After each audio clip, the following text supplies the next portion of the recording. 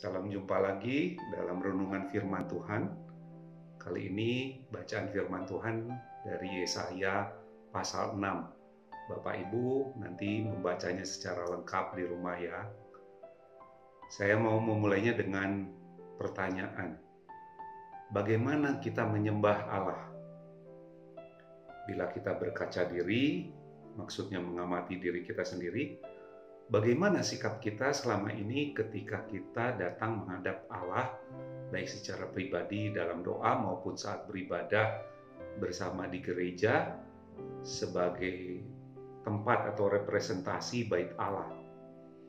Apakah kita mempersiapkan diri dengan sebaik-baiknya untuk menghadap hadiratnya itu, baik secara fisik maupun hati kita, atau sebaliknya, menganggap hal itu biasa-biasa saja, seperti rutinitas melakukan kegiatan sehari-hari. Misalnya di hari Minggu, waktu kita masih dapat beribadah secara onsite di gedung gereja, apakah kita berdandan, berpakaian yang bagus, yang baik begitu, karena akan menghadap hadirat Tuhan, atau hanya supaya terlihat atau dinilai oleh anggota jemaat lainnya yang hadir dalam ibadah itu, hanya untuk dilihat orang?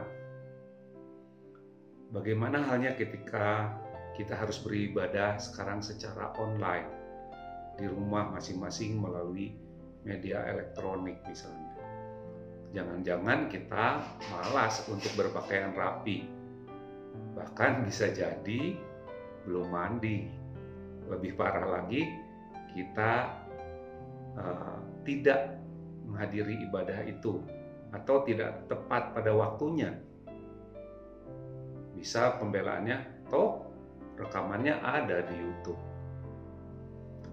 Ketika kita memuji Tuhan dengan nyanyian dalam paduan suara atau menyanyi bersama, apakah kita dengan sungguh-sungguh menghayati setiap syair dari atau lirik dari lagu itu, atau sekedar menyanyi dengan benar dan indah, nggak salah bunyi, nggak salah nada, tanpa mengerti makna lirik lagu yang dinyanyikan, atau asal nggak fales?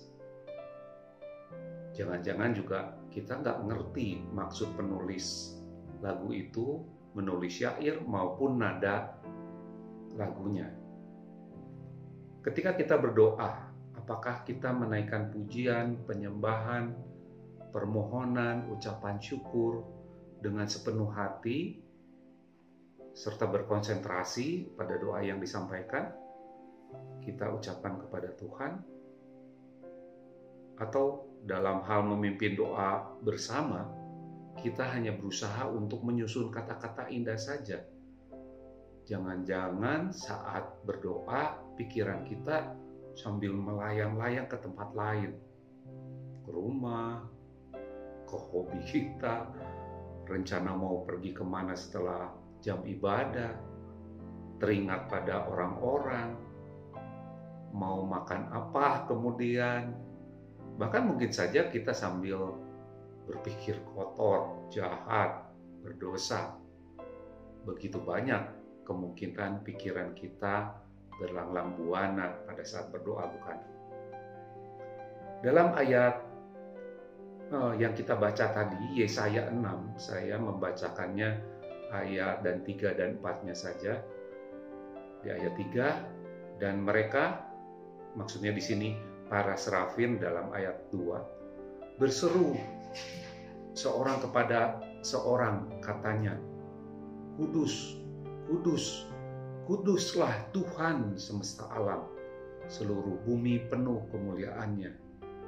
Maka bergoyanglah alas bat, ambang pintu, disebabkan suara orang yang berseru itu, dan rumah itu pun penuhlah dengan asap. Ayat ini menggambarkan dampak dari orang yang tulus dan benar dalam penyembahan.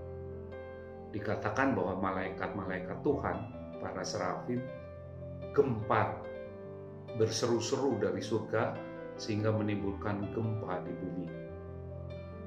Maka penuhlah rumah itu dengan asap kemudian. Bayangkan apa yang akan terjadi bila Allah sendiri yang bereaksi. Memang tidak terceritakan di ayat-ayat ini. Seringkali kita membela diri dalam menganggap enteng perihal penyembahan kepada Tuhan dengan mengatakan, kan kita bisa memanggilnya Bapa, panggilan akrab Allah bagi kita umatnya. Dan juga ada perkataan bahwa Tuhan Yesus sebagai seorang sahabat. Memang semuanya itu benar adanya. Namun jangan sampai kita kurang ajar dengan merendahkan hakikat Tuhan yang maha agung dan mulia itu.